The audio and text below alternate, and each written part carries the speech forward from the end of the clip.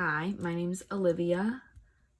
Welcome to another Sage tutoring video. I am currently a sophomore 2 at Kettering University studying mechanical engineering, and I work at ZF and I do safety systems. So I work on driver airbags and steering wheels of cars. So just doing like the testing and stuff.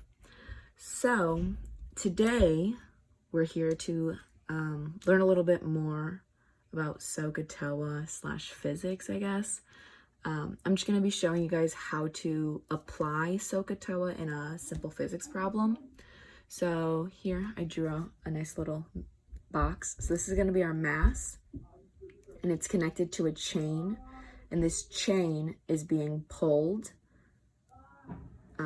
So it's pulling at the box. So I put in a little theta. So the first step in most physics problems is drawing a free body diagram. So this is just showing all of the forces that are acting on the body, which is our mass, which is this box. So I already did that here, which I probably should have showed you guys, but that's okay. So I just drew my box. Some teachers like you to draw, some teachers prefer like a point, some teachers prefer a box, some like you to draw the figure. I normally draw the figure just because it's the forces acting on the figure, and that's what a lot of higher level teachers like you to do. But I know my like high school physics professor or teachers wanted us to draw the figure, so I just drew a little box. And the forces acting on this box are going to be the tension, which is the chain. I actually forgot one. Okay, I'll add it. So the tension, which is the chain, the weight that's acting on the box, and then this is friction force because the box is sliding across this ground. So friction, so the tension is pulling it this way, and then friction is what's working against that motion. So it's going the opposite way of that. And then the one that I forgot is normal force, which normal force, let me put an N, is the force that is pushing opposite of gravity, as you can see. Well, not always opposite of gravity. I should not say that. But in this case, it's opposite of gravity because the box is on a flat surface, whether it be the ground or a table, and then there's always a force that's acting up on it. So if like my pen sitting on this table right here, if you can see, so there's gravity, which is pulling it down into the table, which is making it not float, right? And then there's normal force, which is going up from the table, if that makes sense. And it's making it not go into the table. I hope that makes sense.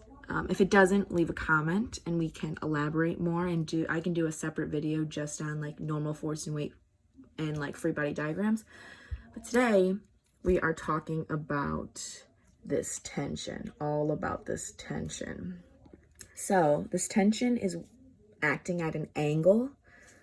So we have to break this into components. So we need an X component and a Y component. So here's gonna be I should have started with that, but that's okay. So we're gonna have an X component and a Y component. I draw mine like that.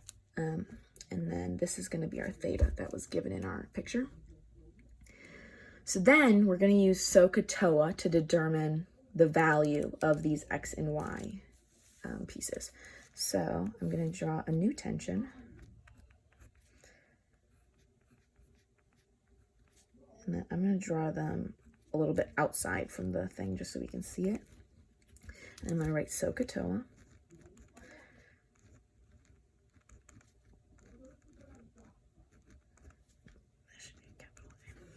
Okay. So if you look at my previous SOHCAHTOA video, then you can know how to identify each piece of this. So this is going to be the hypotenuse. This is going to be the adjacent, and this is going to be the opposite. So using this, we know tension, which is our hypotenuse. So to find O, which is the Y value of tension, we are going to look for the component in SOHCAHTOA that includes theta, hypotenuse, and O. So that happens to be our sine part right here. So that means that the Y value is going to be sine, and this equals sine theta equals O over H. But we're just trying to find O. So it's going to be times by H times by H. It's going to be H sine theta equals O. Now in this case, H is our tension. So we're going to switch that variable to T sine theta equals O, which equals our TY value. So that we're going to put in right here.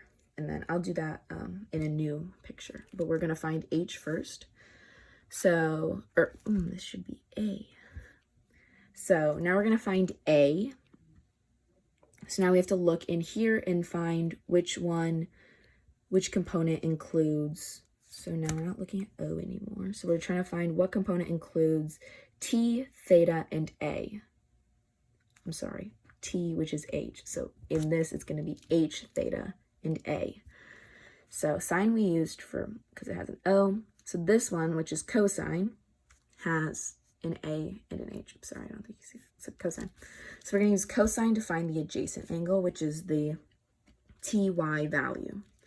So we're going to do cosine theta equals, and this is A over H. To find A, we're going to multiply by H, multiply by H. So A is going to be H cosine theta.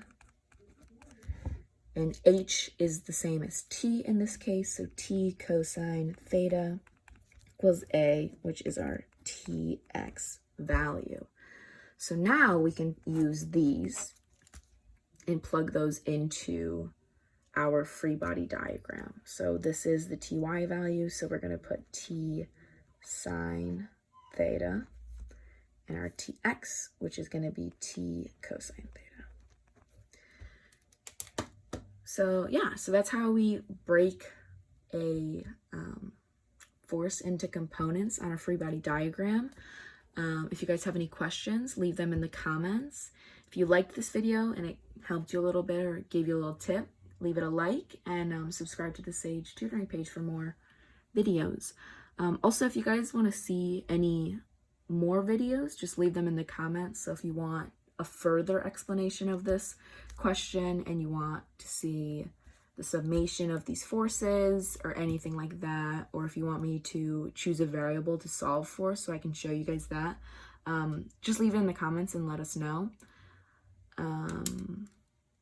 Yeah, so I hope this helped, and I'll see you guys in the next one.